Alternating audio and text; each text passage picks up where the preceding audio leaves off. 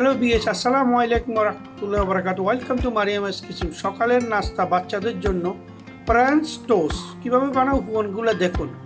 আজকে আপনাদের সামনে নিয়ে আসলাম। দেখেন, আমি এখানে 2টা ডিম নিয়েছি, 2 চামচ সুগার দিয়েছি, 1 চামচ সিনামন পাউডার দিয়েছি।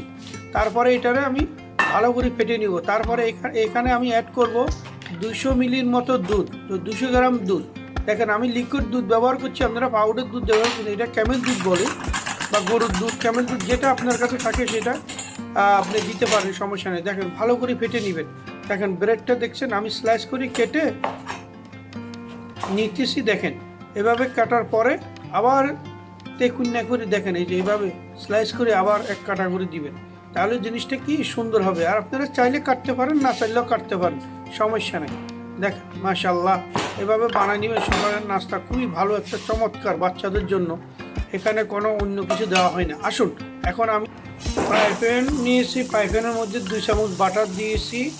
বাটার গরমটা হয়ে গেছে। বাটার গরমটা হয়ে যাওয়ার পরে এখন দেখেন আমি ওই যে একটা একটা করি ডিমের ভিতরে ব্রেডটারে সুবাই নরম করে নিতেছি। দেখেন, তেল বাটারটা যখন গরম হয়ে গেছে, দেখেন আমি এখন একটা একটা করে দিয়ে দিব। দেখেন, মাশাআল্লাহ, এভাবে আপনারা প্রত্যেকটা মিশ্রণটা এভাবে দিয়ে দিবেন। দেখেন, দেওয়াটা হয়ে গেছে। এখন দেখেন আমি 1 ফিট হয়ে গেলে তারপরে পোল্ট্রি করে দিবেন। দেখেন, তারপরে একটু বেঁচে গেছে, ওগুলো আমি উপরে দিয়ে দিলাম। দিয়ে দেওয়ার পরে জিনিসটা অনেক সফট হবে, ঠিক আছে। অনেকে বানাসো হার্ড হয়ে যায়, কিন্তু আমারটা হার্ড হবে না। দেখেন, আমি যে ডিম দুধ বেশি দিছি তো এই জন্য আমারটা সফট থাকবে। তো আপনারা বাসায় এভাবে বানায় সকালে বাচ্চাদেরকে দিবেন। তারপর একটু সাবধানেও পোল্ট্রি করবেন যেন ভেঙে না যায়, মানে এটা অনেক নরম তো, ঠিক আছে।